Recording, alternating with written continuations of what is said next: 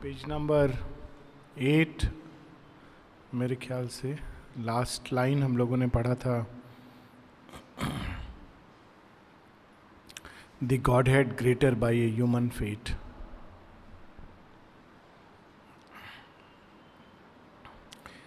ये बहुत powerful line है, the God head greater by a human fate. अपने जगत में देवता जो भगवान के अंश हैं वो अपने तरह से, उनके पास अनेकों शक्तियां हैं, समृद्धि है, ज्ञान है, शांति और आनंद के सागर में रहते हैं। जब वे मानव की सीमा में उतरते हैं तो एक प्रकार से वो सीमित हो जाते हैं। तो एक साधारण मनुष्य की जो व्यवहारिक बुद्धि है वो ये कहेगी कि अपने जगत में वो अपने पूरे ग्लोरी और पावर में रहते हैं, पूरे प्रताप में रहते हैं, एंड दैट इज़ ग्रेटर।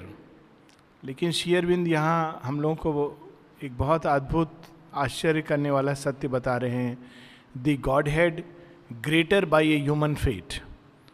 देवता अमर होते हैं, मनुष्य लोक में आना इसका अर्थ है कि वो स्वयं को मृत्यु की परिधि में बांध देते हैं। देवताओं को रोग नहीं होता, मनुष्य की सीमा में आने का अर्थ है कि उनको रोग, कष्ट, शोक इसका भी अनुभव करना पड़ेगा, क्योंकि देवलोक में सदैव आनंद, अमृत, शांति यही विरासता है। देवलोक में प्रकाश है, इसीलिए उसको द्युलोक कहते हैं, और मानव लोक में अंधकार है। तो कैसा अद्भुत सत्य है कि वे जो प्रकाश के जीव हैं, वे जो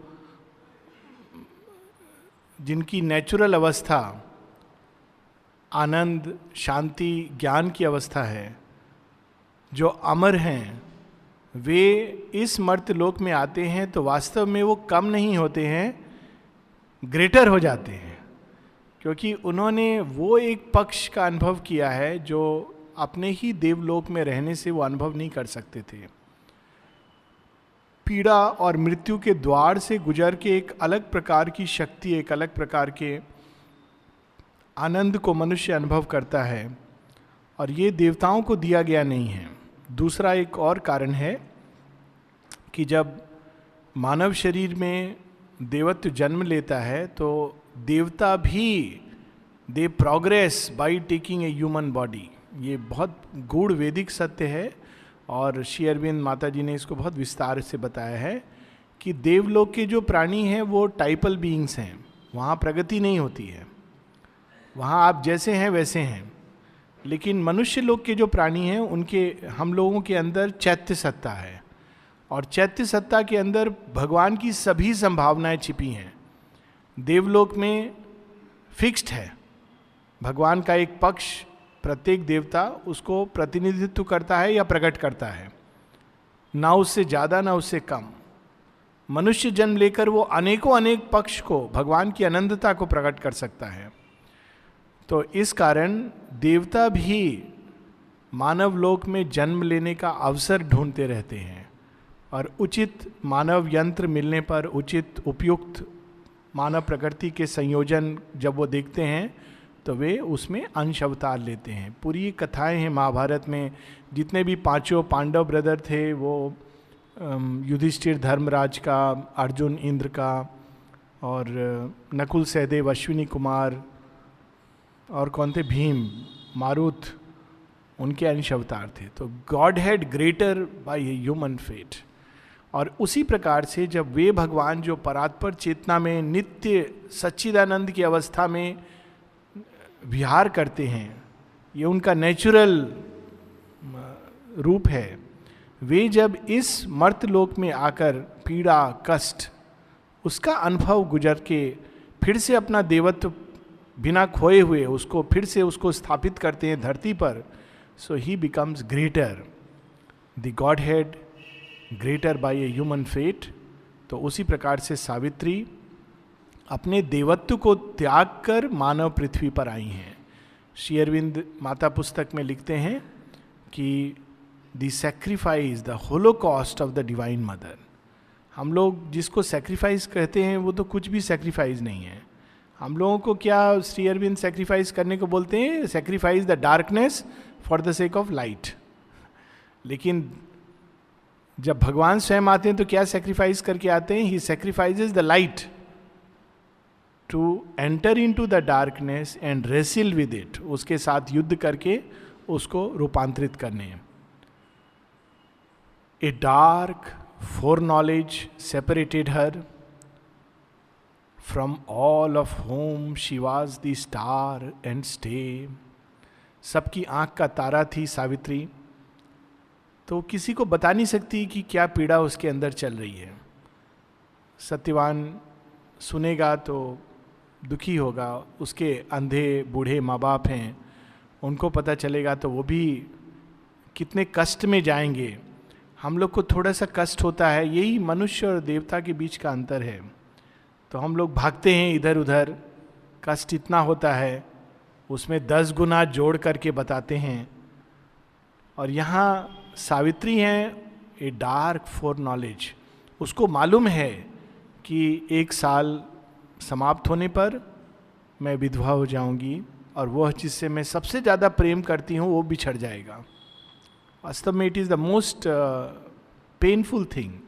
लोग अक्सर सोचते हैं खुद को पीड़ा पाना, it is not so painful. आदमी अपनी पीड़ा को एक बार कॉन्कर कर लेता है, लेकिन जिसको बहुत प्रेम करता है उसकी पीड़ा को सहन करना ज़्यादा कठिन होता है. और सावित्री को मालूम है कि विधि ने उसके लिए ये लिखा हुआ है, लेकिन उसकी पीड़ा दुगनी है क्योंकि वो किसी को बता नहीं सकती है कि मुझे ये भाग्य में. उसके माता पिता को पता है, लेकिन सत्यवान के माता पिता और सत्यवान को ये मालूम नहीं है.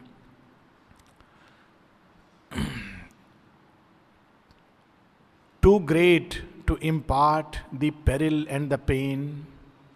जो महान होते हैं उनकी निशानी यही होती है कि वो अपनी पीड़ा कष्ट अपने तक रखते हैं और खुशी बांटते हैं, दुख समेट के रखते हैं. Too great to impart the peril and the pain. Savitri उस महानता को अपने अंदर स्थापित कर चुकी है. In her own depth, in her own depth she kept the grief to come. सारे आने वाले दुख को, आगत दुख को जो वो जानती है, उसने केवल अपने अंदर छिपा कर रखा है. इसीलिए श्री अरविंद एक जगह लिखते हैं ऐसे ऑन द गीता में कि भगवान का जो जीवन है अवतार का, it is an example. Word उन्होंने यूज़ किया है गॉड्स ओन एग्जाम्पल. भगवान किस प्रकार से जब पृथ्वी पर आते हैं तो संसार के कष्ट पीड़ा को सहन करते हैं, वहन करते हैं. ये अपने आप में एक उदाहरण होता है मनुष्यता के लिए कि हम लोग उनके जैसा बन सकें. तो सावित्री का थोड़ा सा वर्णन है.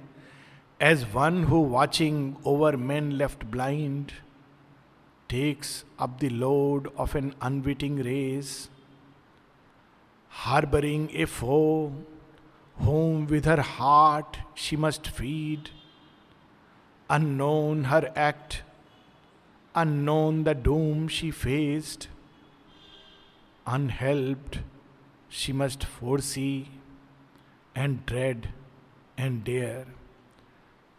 जैसे किसी को इंचार्ज बना दिया जाए कि ये सब अंधे लोग हैं, इन लोगों की रक्षा करो.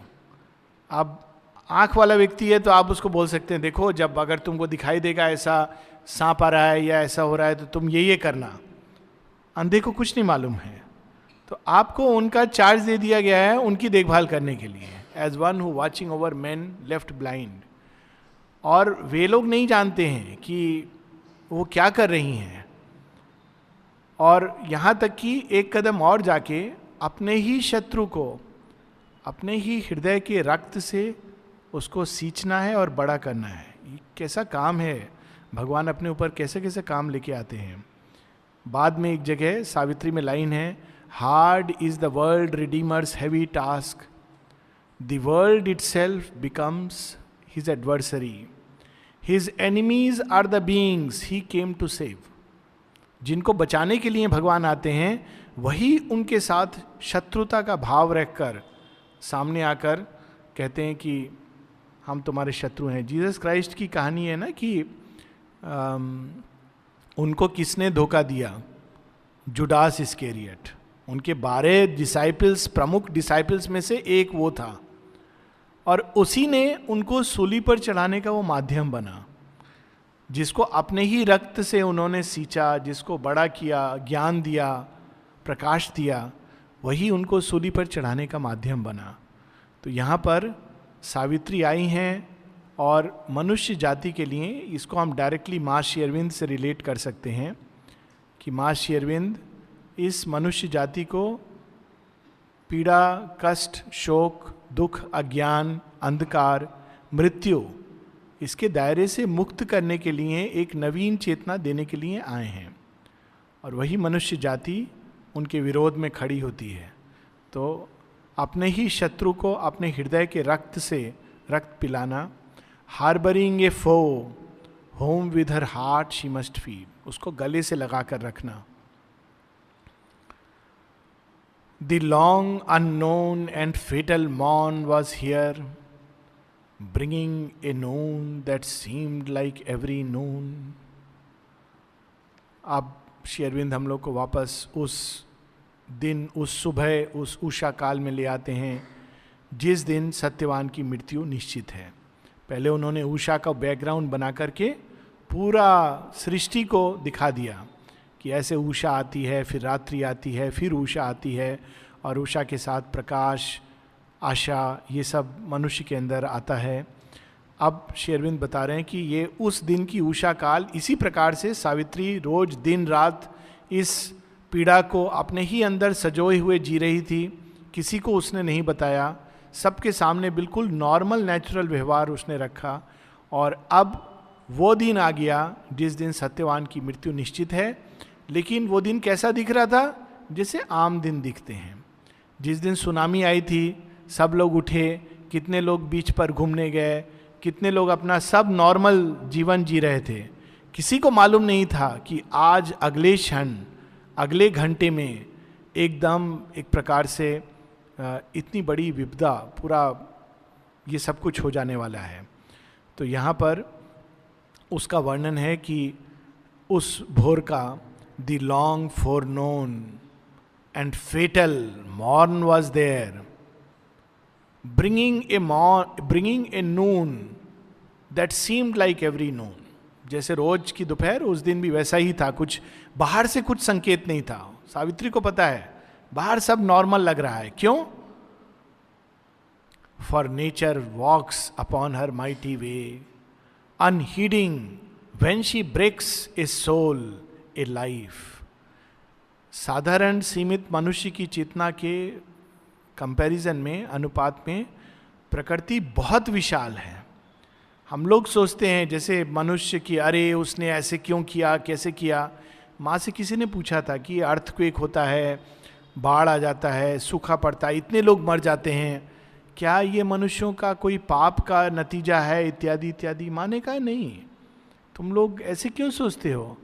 फिर माँ एक एग्जाम्पल देती हैं कि जब तुम रास्ते पर जाते हो, कभी तुम सोचते हो कि मेरे पाँव के नीचे कितनी चींटियां दब के मर गईं? We don't bother. कितने घास के पत्तों पर जब हमने पाँव रखा, यहाँ तक कि फूल, कितने फूल बिखरे होते हैं। आप कभी देखिए, कुछ लोग मैं जानता हूँ कॉन्शियसली बचा के चलते हैं, कुछ उनको चुनते हैं, लेकिन कितने फूल पर लोगों के टायर वगैरह चले गए हैं। कोई कभी सोचता है कि ये जीवित हैं, इनके अंदर एक अभिप्सा, इसके ऊपर हम अपना पाँव रख के जा रहे हैं, उसको कष्ट होता होगा। या जब हम लोग घास के ऊपर चलते हैं, कभी हम लोग सोचते हैं कि घास क्या प्रत्युत्तर दे रही होगी, इसके अंदर छोटी छोटी चींटियां होंगी जिनके ऊपर हमने पाँव रख दिया। मनुष्य की चेतना के अनुपात में वो बहुत छोटा है। मनुष्य को लगता है कि ध्यान भी देने की जरूरत नहीं है। उसी प्रकार से जब प्रकृति जाती है अपने ग्रेट मूवमेंट्स में, प्रकृति के अंदर सारे मनुष्यों का पोषण करती है, उसने ही तो बड़ा किया है खिला पिला के। तो वो प्रकृति जो सारी सृष्टि का कार्य संभाल रखती है, वो अपनी लय, अपने छंद, अपनी गति में चलती है। और उसकी लय छंद गति में 1000, 2000, लाख, 2 लाख, 10 लाख मनुष्यों का जन्म लेना, मरना, उसके लिए it is like a normal thing. तो यहाँ पर एक बहुत अलग भूमि की बात कर रही हैं कि उस दिन कोई प्रकृति संकेत नहीं देती कि मैं आज इतने लोगों को समाप्त कर दूंगी. It doesn't give any such indication. वो आज समाप्त करेगी 1000 को, कल 2000 को अपने ही गर्भ से प्रकट कर देगी. वही श्री कृष्ण बताते हैं ना कि कहते हैं अर्जुन तू क्या शोक कर रहा है, ये मरेगा वो मरेगा, ला मैं तुझे एक विशाल चेतना की भूमि पर ले जाता हूँ. जब विशाल चेतना की भूमि पर ले जाते हैं, विश्व चेतना की भूमि पर श्री कृष्ण, तो अर्जुन देखते हैं कि हम सब जन्म ले रहे हैं, विनाश को प्राप्त हो रहे हैं, उन्हीं के अंदर जा रहे हैं, उन्हीं से निकल रहे हैं, उन्हीं से पोषित हो रहे हैं, ब्रह्मा विष्णु महेश सब उनके अंदर हैं. तो चेतना की एक ऐसी अवस्था भी है. लेकिन चूंकि सावित्री मनुष्य की चेतना का प्रतिनिधित्व कर रही है, वो यहाँ पर वो दिखाने के लिए नहीं आई है, वो यहाँ मनुष्य की पीड़ा को अनुभव करने के लिए आई है. वो जानती है कि जब प्रकृति जाती है तो अपने हिसाब से जाती है, बिना कोई इंडिकेशन दिए. जिस दिन व्यक्ति को मरना होता है उस दिन उसके पास कोई प्रकृति टेलीग्राम नहीं भेजती है, यमराज के पास से कोई टिकट नहीं आता है, कोई वीसा पासपोर्ट नहीं स्टाम्प्ड होता है कि चलो आज के दिन तुमको हम लेने आएंगे, 4 देवदूत आएंगे, उसमें तुम देख लेना 12:05 पर तैयार रहना खाना पीना खा करके, क्योंकि आज तुम्हारा टिकट है और वीसा पासपोर्ट सब स्टैम्प्ड है, आगे जहाँ जहाँ रुकना है पूरा प्रोग्राम लिस्ट. कुछ नहीं आता है. आप साधारण नॉर्मल ढंग से सब काम कर रहे हो, मालूम नहीं है नेक्स्ट मिनट क्या हो जाने वाला है. तो यहाँ पर वो अवस्था है. For nature walks upon her mighty way, unheeding when she breaks a soul, a life, leaving her slain behind, she travels on. Man only marks and God's all-seeing eyes. एक शेरविंद का बहुत दिल दहलाने वाला लेख है, छोटा सा है, मार्बल्स ऑफ टाइम. काल की वो जो गोली खेलते हैं ना बच्चे लोग, बड़े लोग भी खेलते हैं, इट्स वेरी इंटरेस्टिंग गेम. सो काल पुरुष बैठा हुआ गोली खेल रहा है, और किस पर खेल रहा है? एक एक गोली के ऊपर एक एक राष्ट्र साम्राज्य, और उसके जिस जमीन पर खेल रहा है वहाँ अनेकों अनेकों सिविलाइजेशंस, सभ्यताएं बनी हुई हैं. वो किसी को उठाता है, तोड़ता है, हंसता है, फिर दूसरा बना देता है. हम लोग एक मनुष्य के जीवन की बात कर रहे हैं. काल के लिए सभ्यताओं को प्रकट करना और नष्ट करना इज जस्ट ए प्ले. तो यहाँ पर उसका वर्णन है कि 2 ही लोग इसका अनुभव करते हैं, एक तो मनुष्य जिसके जीवन में घटना घट रही है, या गॉड्स ऑल सीइंग आईज, क्योंकि उससे कुछ छिपा नहीं है.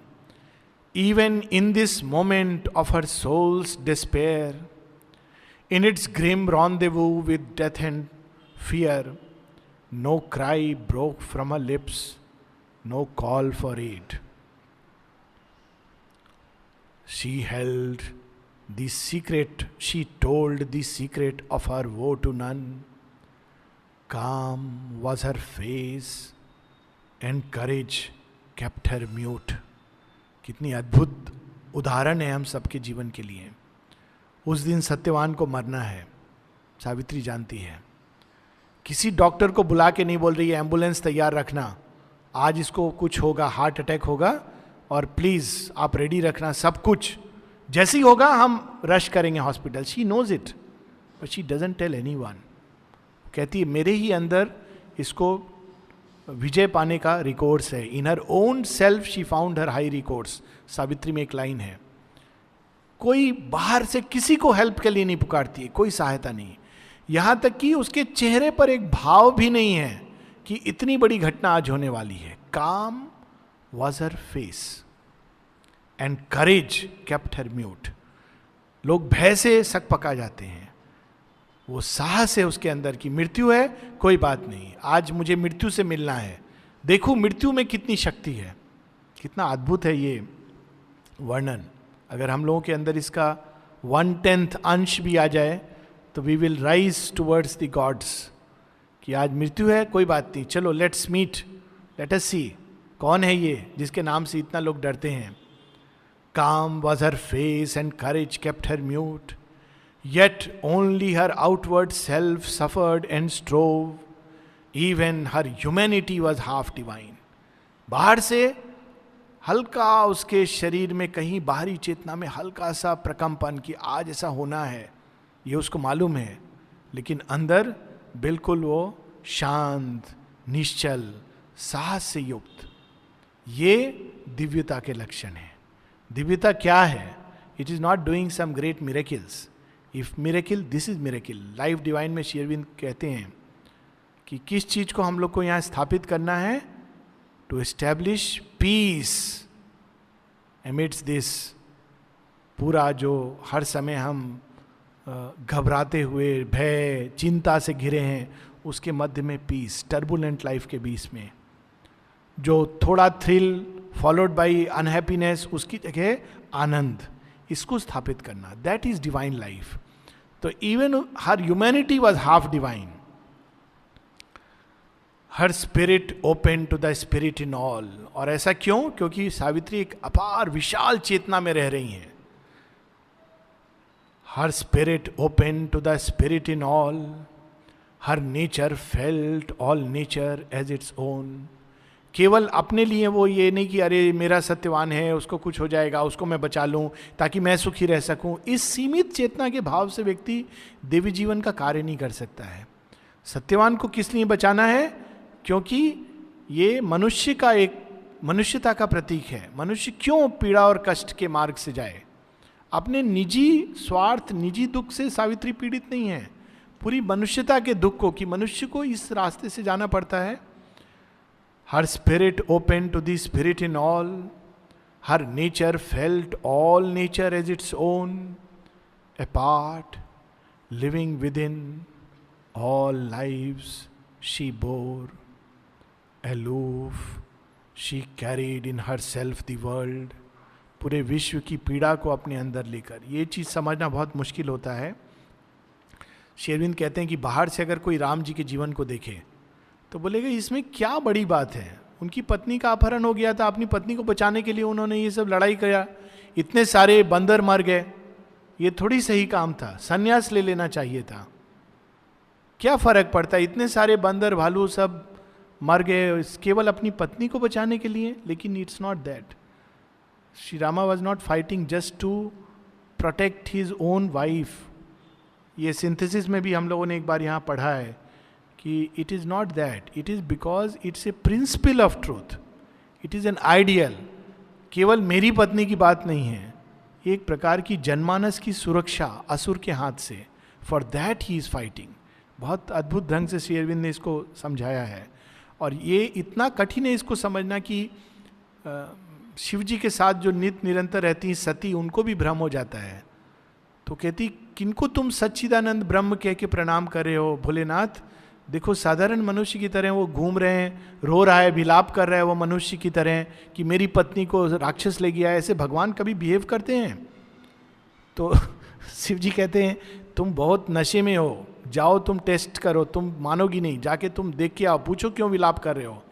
तो सती टेस्ट करने जाती है, तो सीता का रूप धर के झाड़ी में छिप जाती है कि अभी पता चल जाएगा कि उनको ये कोई भगवान नहीं है, साधारण मनुष्य हैं। तो राम जी जब उनको देखते हैं तो कहते प्रणाम माते, आप यहाँ क्या कर रहे हो? चले जाओ वापस, नहीं तो मेरी तरह शंकर भगवान भी विलाप करेंगे। He plays the game divine in human conditions. So this is what the work is so symbolic. तो अपने हृदय के अंदर उन्होंने पूरे संसार की पीड़ा को, एक मनुष्य की पीड़ा को एक सांकेतिक रूप में उन्होंने सारे संसार की पीड़ा में बदल कर अपने अंदर कि अच्छा इस प्रकार से मनुष्य पीड़ित होता है जब उसका अपना कोई मृत्यु के द्वार पर खड़ा होता है। Her dread was one with the cosmic dread. Her strength was founded on the cosmic mights. The universal mother's love was hers. विश्व जननी की प्रेम और शक्ति को अपने अंदर लेकर आई हैं। Against the evil at life's afflicted roots, her own calamity its private sign. So अक्सर लोग कहते हैं कि अच्छे लोगों को कष्ट क्यों होता है। लोगों ने श्री अरविंद से भी पूछा, आपकी आंख को प्रॉब्लम, आप तो ओमनीपोटेंट हैं, आपको तो कुछ प्रॉब्लम नहीं होना चाहिए। तो अगर श्री अरविंद ने इसका उत्तर बहुत लेटर्स हैं उनके, पर सावित्री में बड़ा अद्भुत उत्तर है। कहते he who would save the world must share its pain. जिसको पता ही नहीं है कि संसार की पीड़ा क्या होती है, उसका इलाज क्या करेगा। तो सावित्री सर्व सक्षम माँ भगवती का अवतार हैं, पर फिर भी उन्होंने उस मानव पीड़ा को अनुभव करके, सत्यवान ने कोई बुरा नहीं किया है, सावित्री ने कोई बुराई नहीं की है। यही सावित्री की माँ पूछती है नारद से, मेरी बेटी के जीवन में क्यों हो रहा है? मेरी बेटी ने तो किसी का कुछ बुरा नहीं किया है, उसके जीवन में क्यों हो रहा है?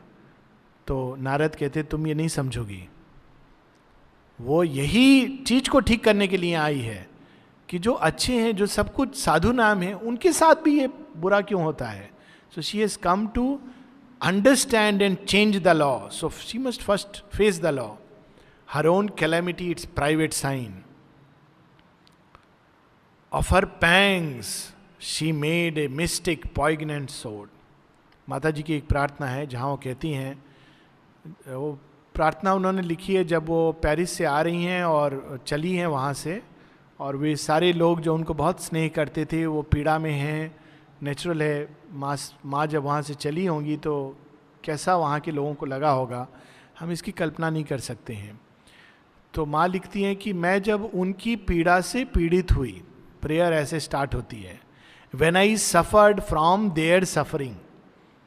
और फिर नेक्स्ट पैराग्राफ में बोलती हैं कि ये पीड़ा क्या है, मानवीय पीड़ा, प्रेम की पीड़ा, जब हम बिछड़ते हैं उन लोगों से जिनको हम स्नेह करते हैं, वो पीड़ा क्या है।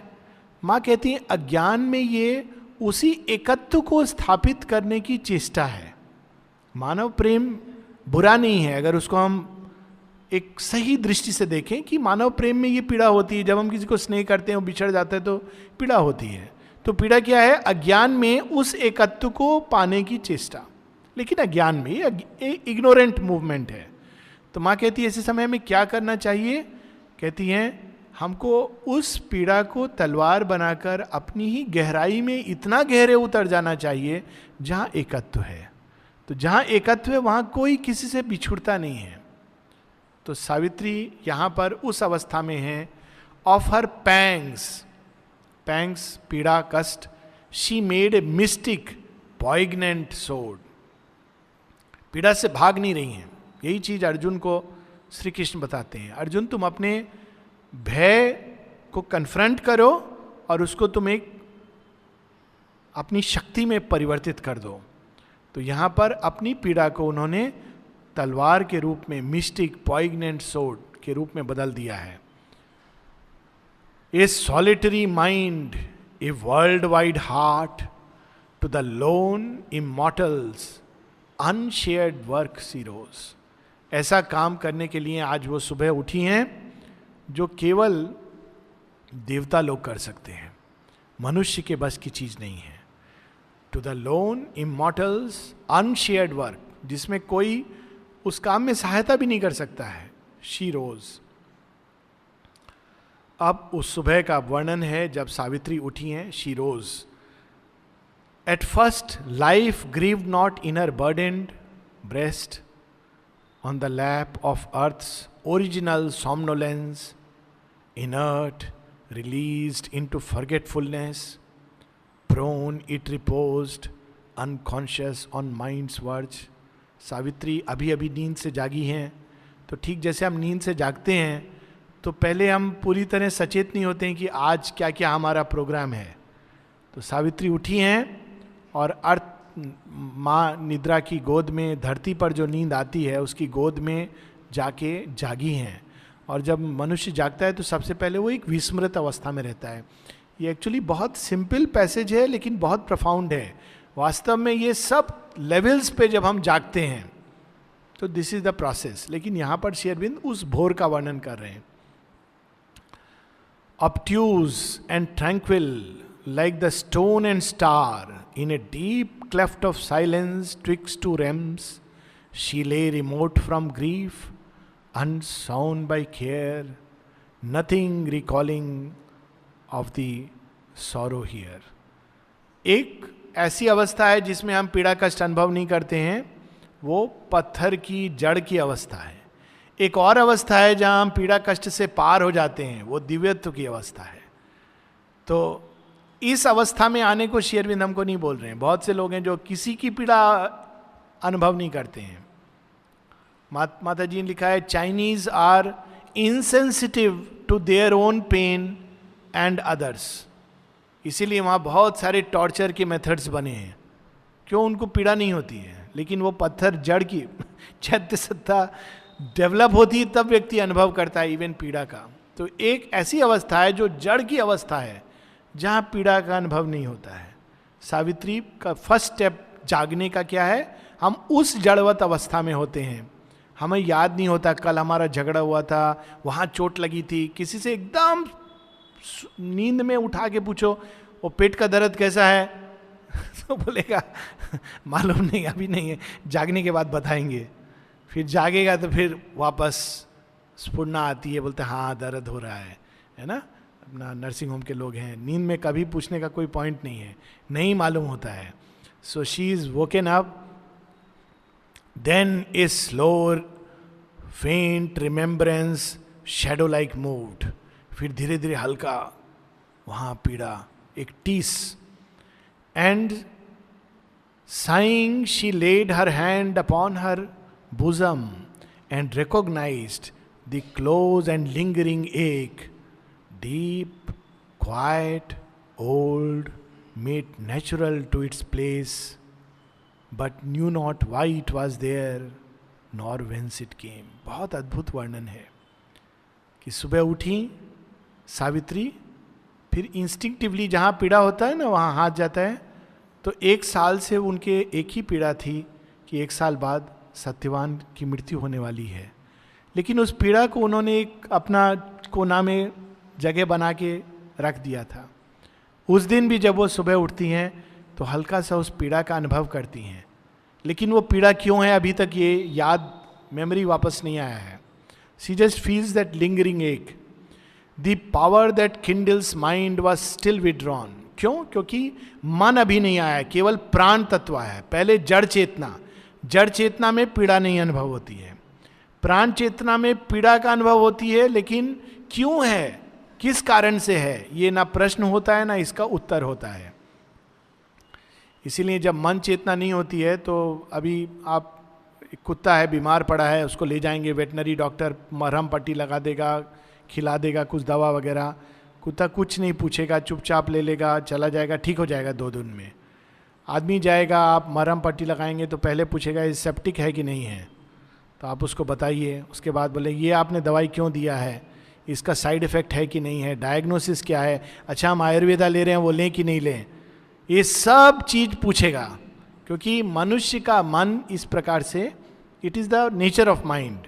तो अभी मन नहीं जागा है, नेक्स्ट लेवल पर प्राण तत्व जागता है। The power that kindles mind was still withdrawn, क्योंकि वो उस जगत से अभी पूरी तरह वापस नहीं आई हैं। Heavy unwilling were life servitors like workers with no wages of delight, sullen the torch of sense refuse to burn, the unassisted brain found not its past. ये एक बहुत ही subtle occult profound truth Shri Aurobindo reveal कर रहे हैं। जैसे हम जागते हैं उसी प्रकार से इवोल्यूशन भी होता है, और सब स्तर पे पहले जड़ तत्व जागता है, फिर प्राण तत्व, फिर मन तत्व जागता है।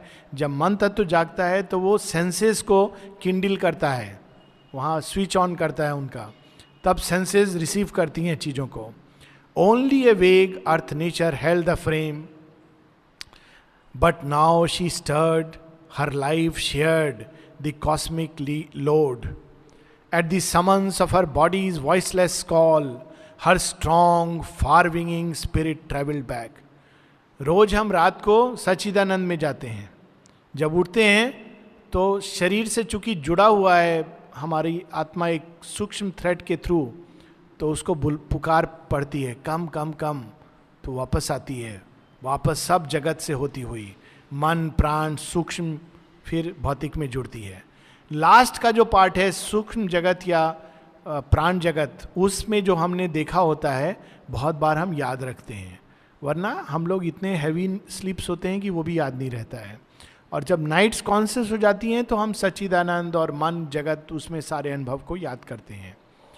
तो यहाँ पर शरीर ने पुकारा और उनकी आत्मा comes back to the yoke of ignorance and fate. निद्रा में वो फार विंगिंग स्पिरिट जिस लोक में जाती थी वहां से वापस आ गई हैं। Back to the labour and stress of mortal days, lighting a pathway through strange symbol dreams.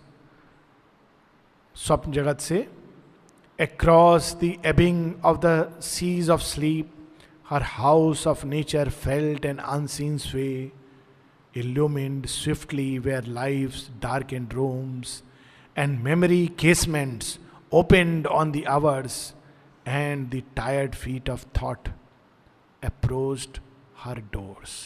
हम लोग यहाँ पे रुक जाएंगे। ये लास्ट 5 लाइन्स हम लोग इसको थोड़ा सा देखते हुए आगे बढ़ेंगे नेक्स्ट वीक।